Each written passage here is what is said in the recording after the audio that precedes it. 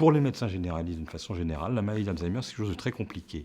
En réalité, si on explique bien ce que c'est et si on fait passer des messages clairs et simples, à mon avis, c'est pas si compliqué que ça pour repérer ces patients, les prendre en charge, faire le diagnostic et les inscrire dans un parcours de soins. C'est un programme qui est important parce qu'à l'évidence, on peut faire mieux.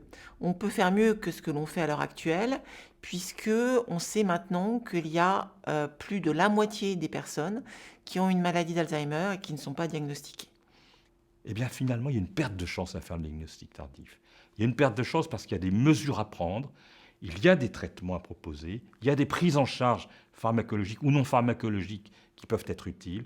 Il y a aussi toute je dirais, une organisation de la structure familiale pour se préparer à affronter des évolutions et des complications qui vont malheureusement survenir un jour. Ce que l'on souhaite, c'est pouvoir, en repérant précocement, permettre aux patients et permettre à ses proches de continuer à élaborer un projet qui lui permette de vivre à domicile et d'avoir des années de vie bonnes.